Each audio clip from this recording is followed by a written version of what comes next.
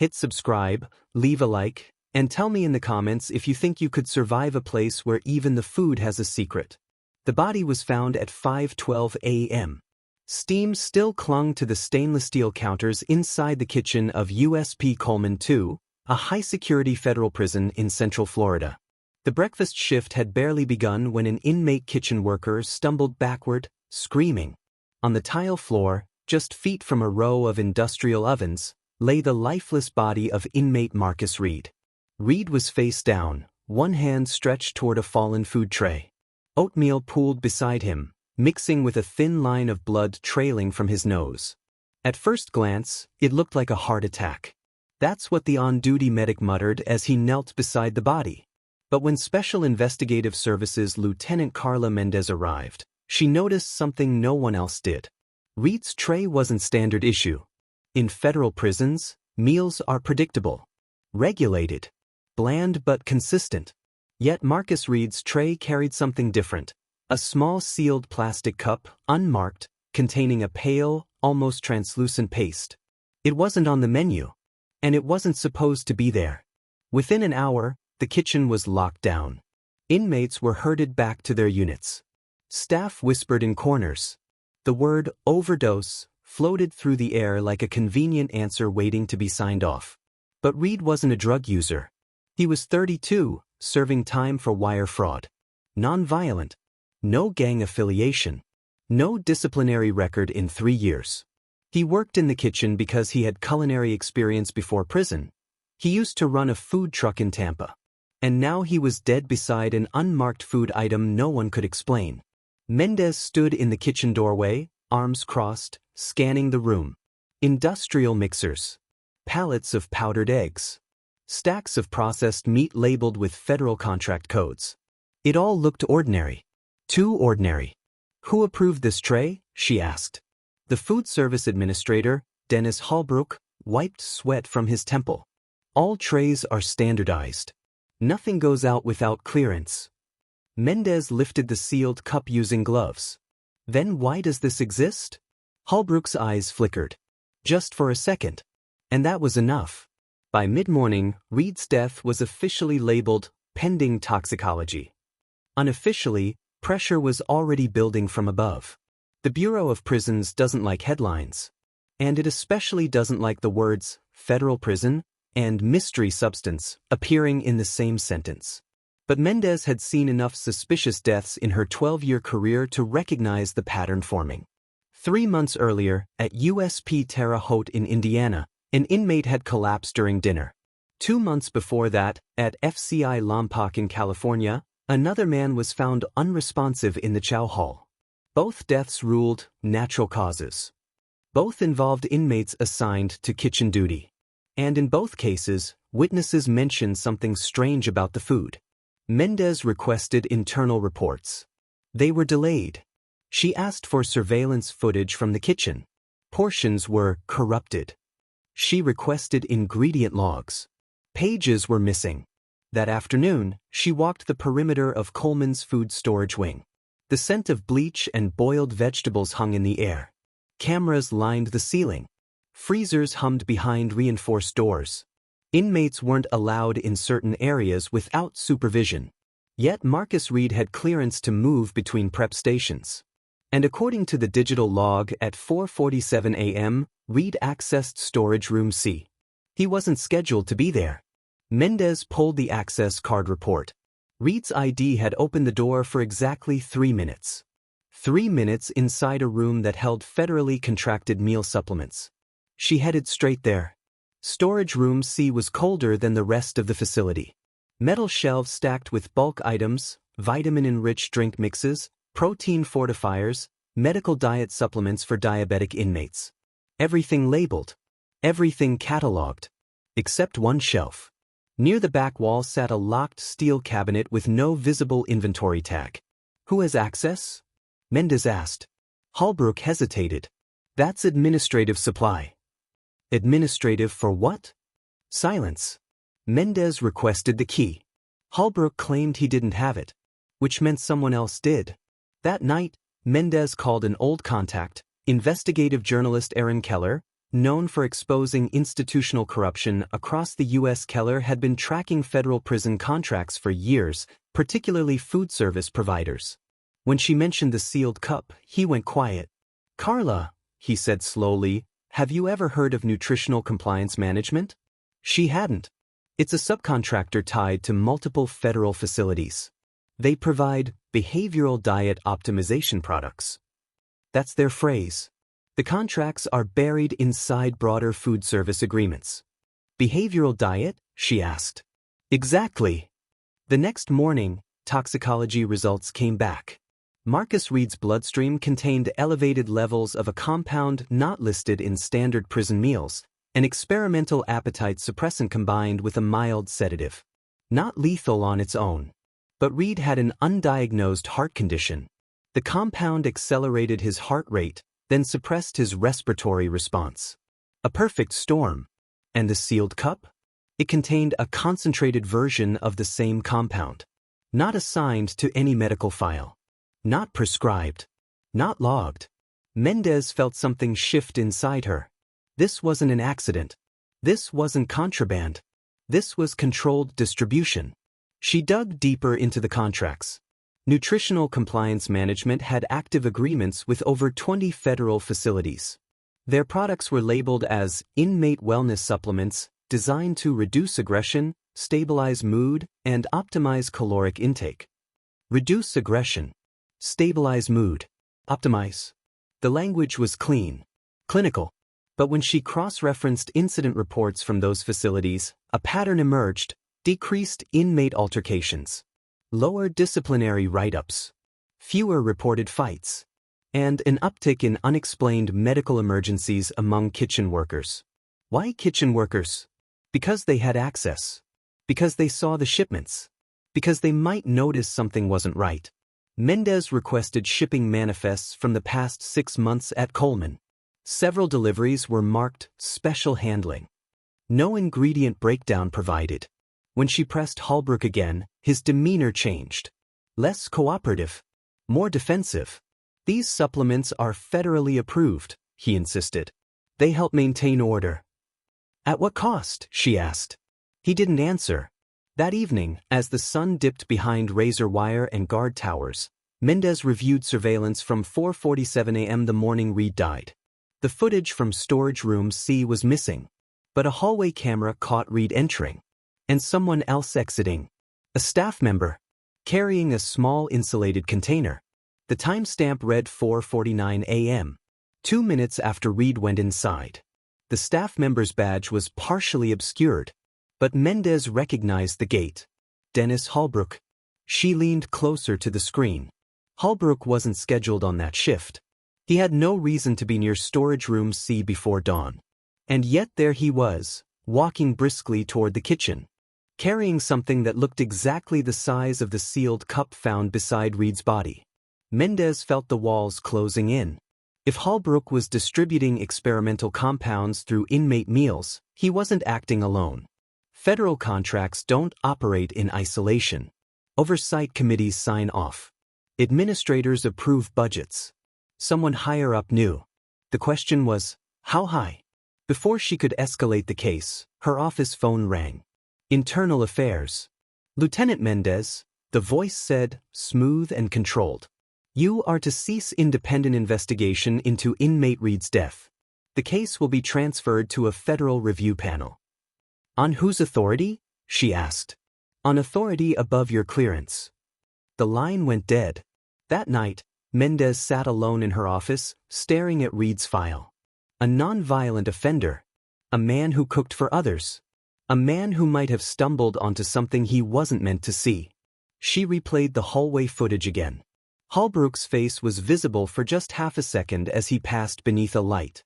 And in that half second he wasn't nervous. He was calm. Deliberate. As if this wasn't the first time. Mendez opened her email. One new message. No sender name. No subject line. Inside was a single attachment, a PDF labeled Supplement Distribution Protocol, Tier 3 Facilities. Her pulse quickened. She opened it. Page 1 listed federal prisons across the country. Coleman. Terre Haute. Lump of and 17 others. Page 2 detailed dosage adjustments based on inmate population size. Page 3 contained a section titled Selective Application, Food Service Personnel. Selective application.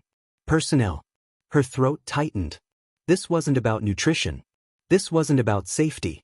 This was about control. Control through chemistry. Control through food. And at the bottom of the final page was a signature block. Not Dennis Halbrook. Not a regional administrator.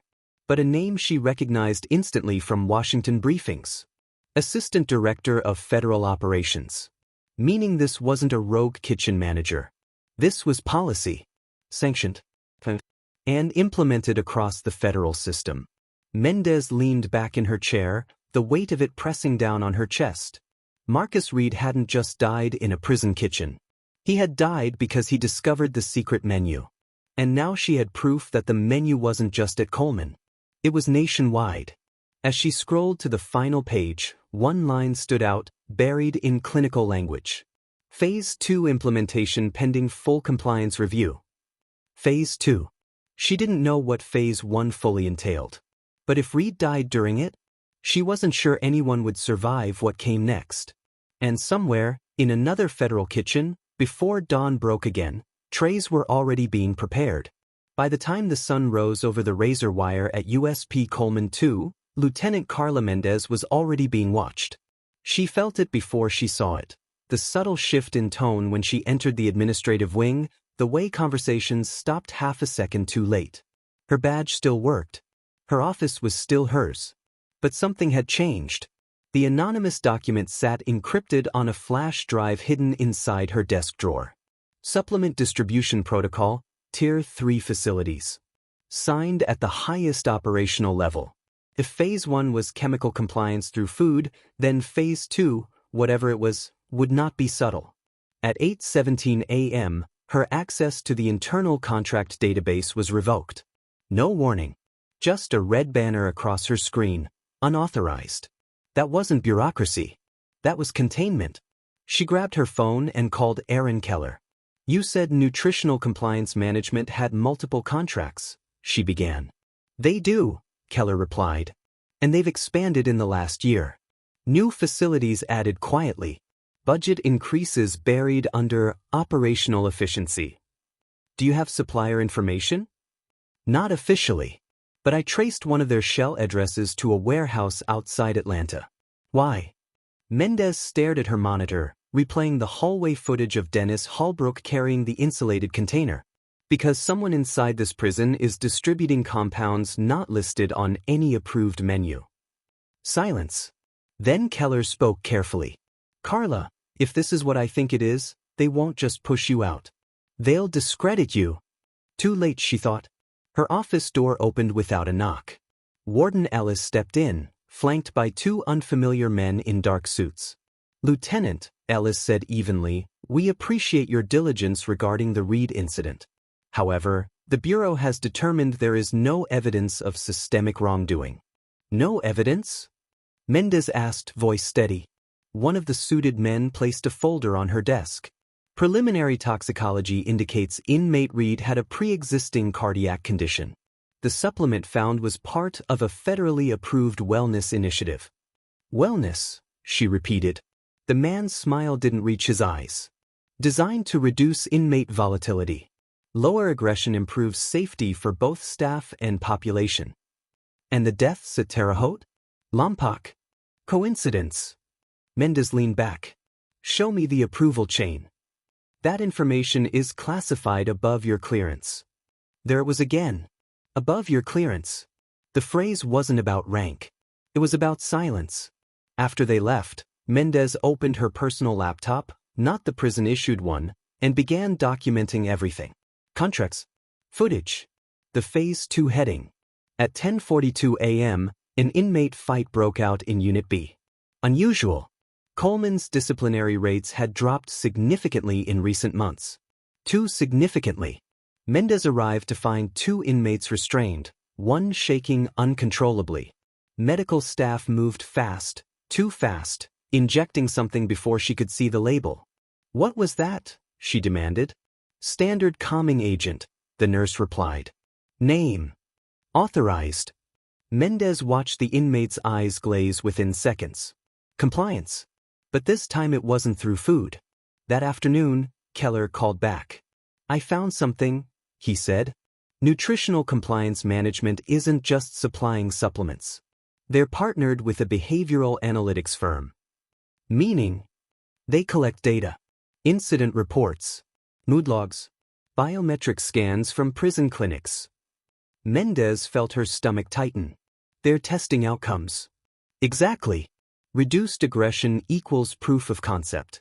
They can pitch expansion to lawmakers as cost-saving reform. At what human cost? She needed more than suspicion. She needed proof beyond a leaked PDF. That evening, she reviewed staffing logs again. Dennis Halbrook had been present at every facility linked to the unexplained kitchen deaths over the past 2 years. Transfers labeled as temporary consultation. He wasn't just a food service administrator. He was an implement. Mendez decided to confront him directly. She found him in the main kitchen overseeing dinner prep. Steam clouded the air. Industrial fans roared. You were at Terre Haute 6 months ago, she said. Consulting. And Lompoc. Consulting. And now here. He wiped his hands slowly on a towel. You're implying something, Lieutenant? I'm stating a pattern. He leaned closer. Do you know what happens in federal prisons without control? She held his gaze. Order doesn't require chemical intervention. He smiled faintly. You'd be surprised what lawmakers are willing to approve when violence statistics drop. That wasn't denial. That was justification. Before she could press further, an alarm blared through the corridor. Medical emergency. Kitchen wing. They ran. An inmate lay on the floor near the prep table, convulsing. Foam gathered at the corner of his mouth. A tray sat beside him, this one with no sealed cup. Just standard dinner. But Mendez noticed something else. The mashed potatoes were tinted slightly gray. Not enough for anyone casual to notice, but enough for someone looking. Stop serving the food, she ordered. Halbrook stepped forward. You don't have authority. She grabbed a spoon, scooped a sample into an evidence bag. I do now. Within an hour, 3 more inmates reported dizziness. Not fatal. Not dramatic. Just enough to disorient. Phase 2. Escalation. This wasn't selective anymore. It was scaled. That night, Mendez bypassed internal channels and contacted an old academy friend now working with the Department of Justice's Office of Inspector General. She sent the PDF. The footage. The shipping manifests. Off the record, she said. If this is sanction policy, I need to know who signed off. There was a long pause. Carla, this is bigger than food, her friend finally replied. There's a pilot initiative circulating under the banner of Nutritional Behavior Stabilization. It's pitched as reform. Reform doesn't require secrecy. No. But optics do. The call ended with a warning, tread carefully. The next morning, Dennis Halbrook didn't show up for work. His office was empty. Computer wiped. Personnel file marked reassigned. Reassigned where? No forwarding information. Mendez checked national staff directories. His name had vanished. Not transferred. Erased. That wasn't standard bureaucracy. That was containment protocol. By noon, a memo circulated facility-wide. Temporary suspension of supplement program pending internal review. Temporary. Which meant reversible. She received another anonymous email. This time, a short message. Phase 2 accelerated. Phase 3 approved. Attached was a spreadsheet listing projected rollout dates for additional facilities, 15 more within 6 months. And a column labeled Full Dietary Integration. Integration meant no more sealed cups. No more visible additives. Everything blended into standard meals. Undetectable. Her phone buzzed again. Keller. You need to see this, he said. He sent a draft press inquiry he planned to publish within 48 hours, outlining federal contracts tied to behavioral food modification in prisons. If it went public, the Bureau would scramble. But if it leaked prematurely, they would tighten control.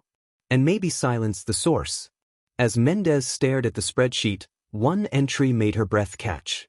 Under projected facilities for Phase 3. USP Atlanta. The same region as Nutritional Compliance Management's primary warehouse. Central distribution. Central testing. And then she saw something worse. Under projected external applications. Juvenile facilities. Her chest tightened. They weren't stopping at federal prisons. They were expanding. Reform rhetoric. Compliance chemistry. National scale. The system wasn't just experimenting. It was normalizing. At 3:26 p.m., power flickered briefly across the administrative wing. When her monitor rebooted, the anonymous spreadsheet was gone. Deleted remotely. Someone had access to her personal network, which meant someone had flagged her as a threat. Her desk phone rang. No caller ID. Lieutenant Mendez, a calm voice said, "You've done admirable work. But Phase 2 exists for a reason. Violence is down nationwide. Staff injuries have dropped. Taxpayers are satisfied. And inmates are dying," she replied. "A negligible percentage." The word hung in the air. Negligible. Phase 3 will ensure full compliance, the voice continued. No anomalies. No selective exposure. Complete integration. "You're poisoning them. We are stabilizing them." The line went dead. Mendez sat motionless. If Phase 2 was partial rollout, and Phase 3 was full integration, then the window to expose this was closing. Once integrated, it would be impossible to trace. No sealed cups. No tinted potatoes. Just a nationwide diet quietly engineered to suppress aggression and will. She looked out the narrow window toward the chow hall. Inmates lined up for dinner, trays in hand. Most unaware. Some already subdued. The secret menu wasn't about flavor. It was about control. And Phase 3 meant there would be no turning back. As the first trays of the evening slid across stainless steel counters, Mendez received one final notification on her phone. Breaking news alert. Aaron Keller had published. The headline read, "Federal Prison Food Program Linked to Undisclosed Behavioral Compounds." Within seconds, her office door slammed open. Warden Ellis stood there, face pale. "You just made this a national crisis," he said. Outside, sirens wailed in the distance, not prison alarms. Federal vehicles. Oversight. Media. Containment had failed. But as Mendez stepped into the corridor, heart pounding, she realized something chilling. Halbrook was gone. The supplements were already integrated. And if Phase 3 had been approved, then what was Phase 4? The first federal vehicles rolled through the gates of USP Coleman II just after sunset. Black SUVs. Department of Justice insignias. Men and women in dark suits moving with calculated calm. Cameras from national news outlets clustered outside the outer perimeter fence, their lenses pointed toward concrete walls that had never expected this much light. Lieutenant Carla Mendez stood in the administrative corridor as oversight agents swept past her office. Files were seized. Hard drives unplugged. Kitchen inventory locked down. For the first time since Marcus Reed collapsed on the tile floor, the silence inside the prison didn't feel controlled. It felt unstable. Warden Ellis avoided her eyes. "You forced their hand," he muttered. "No," she replied. "I forced transparency." But even as federal investigators began auditing contracts and interviewing staff, Mendez felt an unease she couldn't shake. The Bureau of Prisons had publicly announced a temporary suspension of the Nutritional Behavior Stabilization Initiative. Temporary. That word again. Aaron Keller's story exploded across national headlines. Civil rights groups demanded hearings. Lawmakers scrambled for statements. The assistant director, whose name appeared on the leaked PDF, issued a carefully worded response. Any supplemental nutritional programs were implemented within legal guidelines and designed to enhance institutional safety. Enhance safety. By chemically dulling aggression. By manipulating appetite. By quietly redefining consent inside locked walls. 2 days into the investigation, toxicology screenings began across Coleman's inmate population. Low levels of the appetite-suppressant compound were found in over 60% of those tested. Not enough to hospitalize. Not enough to trigger obvious symptoms. Just enough to blunt emotional response. Just enough to slow reaction time. Just enough to make resistance feel exhausting.